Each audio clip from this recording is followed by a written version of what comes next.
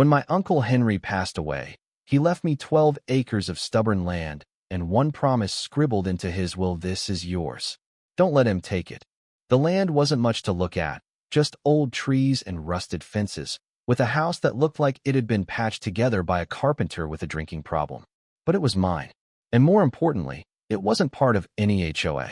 That was written down, notarized, stamped 6 different ways by the county back in 1973. No association, no dues, no board, no nonsense. I moved in a few weeks after the funeral. After 15 years auditing government contracts and chasing paper trails no one wanted followed, I was ready for something quiet, something solid.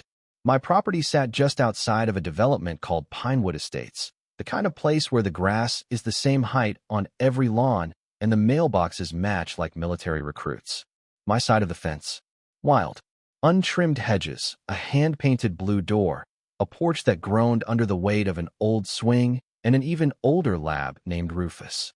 I painted my roof barn red, put up a crooked mailbox I found in a scrapyard, added solar panels I rigged myself. It wasn't pretty, but it was honest and I'd earned every damn inch of it. Then came the envelope. Linen texture, no return address, just Pinewood Estates HOA, embossed in silver. Inside, a list of visual violations, roof color, mailbox nonconformity, and improper solar orientation. I laughed so hard I dropped the thing in my coffee. Then I sent back a polite but firm response. This property is not, and never has been, under HOA jurisdiction. Please cease contact. I attached a certified copy of the land exemption. Thought that was the end of it.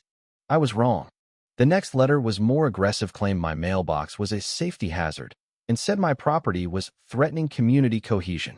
That one went straight to the shredder. I figured if they wanted to waste ink, that was their problem. But then she showed up. Silver Audi, power pantsuit, clipboard clutched like a sword. Her name was Brenda Matthews, president of the Pinewood Estates HOA. She didn't knock, just marched up to my gate like she owned it and started listing infractions like she was reading scripture. Roof is in violation. Mailbox does not meet aesthetic standards.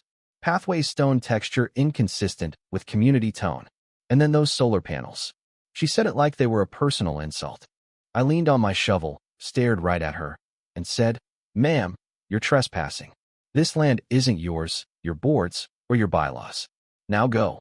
Her nostrils flared like a horse smelling fire. "This is a community, Mr. Ellis," she snapped. "And communities need order." "Well," I said, "start with yourself." She glared at my fence like it had called her names and stormed off, tires spitting gravel. I figured that was the last of it. Thought she'd puff her way back into suburbia and leave me be. I should have known better. 3 days later, I came home from a weekend Tripan auditing seminar in Dallas, and the first thing I noticed was the silence. Rufus always barked when he heard my truck, even if he was half asleep. But that day, nothing. My gate had a new padlock, sleek, black, unfamiliar. Tied to it was a laminated sign: Pinewood Estates HOA property, pending sanitation. Do not enter. I laughed, but it came out wrong, tight, like a cough caught in my throat. I circled around the back and saw my lawn furniture dumped into a construction dumpster, toolboxes scattered like trash, and Rufus, my old dog, was tied up behind the shed, leash wound around a pole, bowl bone dry. He looked up at me like he hadn't seen the sun in days. I tore my jeans jumping the fence, didn't care. Ran to him, dropped to my knees, and unlatched him. He didn't bark, just leaned into me like a sigh. And then I saw it knew locks on every door, the windows covered with cheap privacy film like they were hiding a crime scene. My house had been sterilized, scrubbed of everything that made it mine. So I kicked in the back door. The frame splintered. Didn't care. I marched inside like I was storming a castle. Everything was gone of me: books, my tools, even the rug my uncle bought in '76. I was standing in the hallway, fists clenched, when I heard the knock. No bang.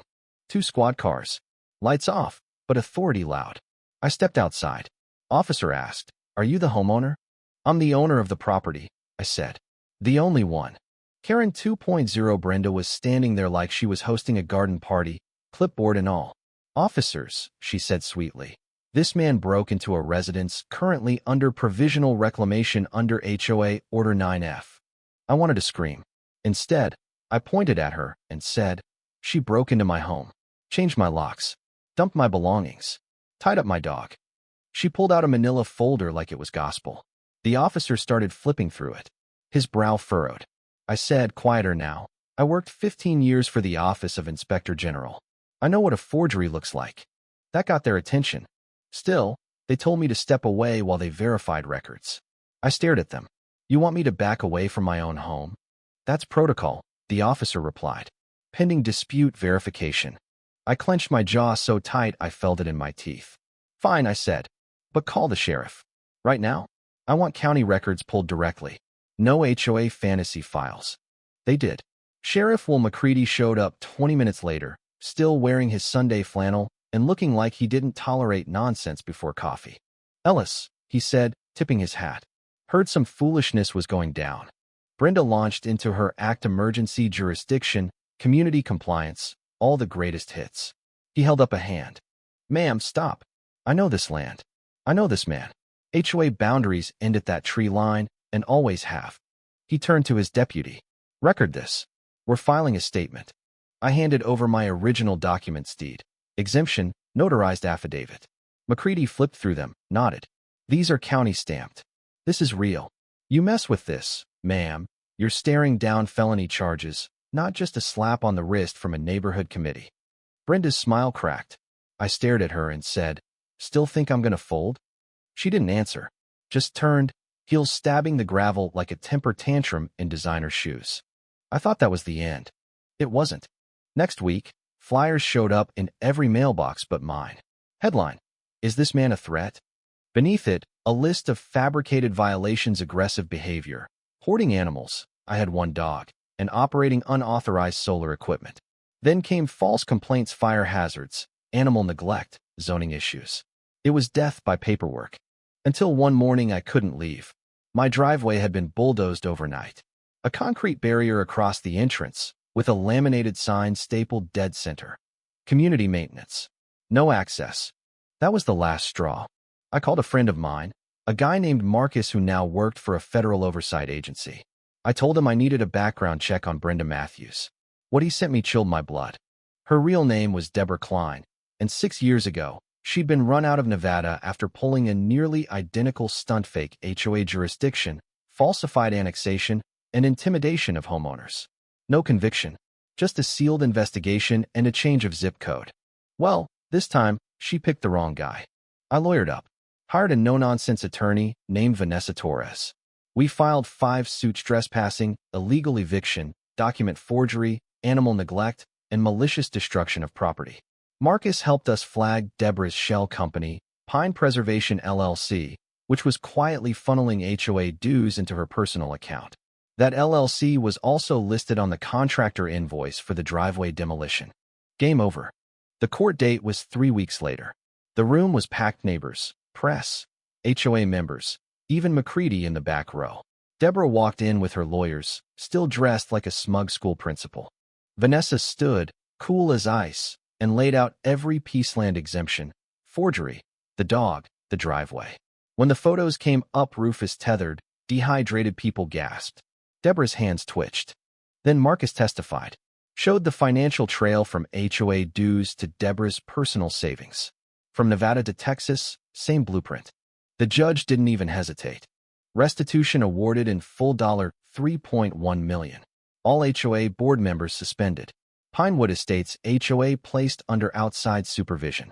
And Miss Klein, you are remanded to county custody pending federal charges. They cuffed her right there in court. The first thing I did after the trial was rebuild my driveway. Installed a steel gate with a keypad. Hung a sign above it that reads, No HOA, no entry, no exceptions. And below it, smile, you're on camera. Rufus approved. He's back to normal now, tail wagging, tennis ball in his mouth, like none of it ever happened. But me? I've changed. Word got around. I started a site, HORebellion.org, sharing resources for folks stuck in the same mess.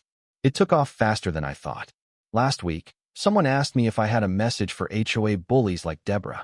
I said, yeah, I didn't bring a clipboard to a court fight. And somewhere behind me, Rufus barked. Let me know your thoughts in the comments. Was justice served? Or was it just round one? Have you ever faced off with an HOA like this? I want to hear your stories. And if you found this worth sharing, go ahead, hit that like button, subscribe for more wild true tales, and remember, always know where your property lines are.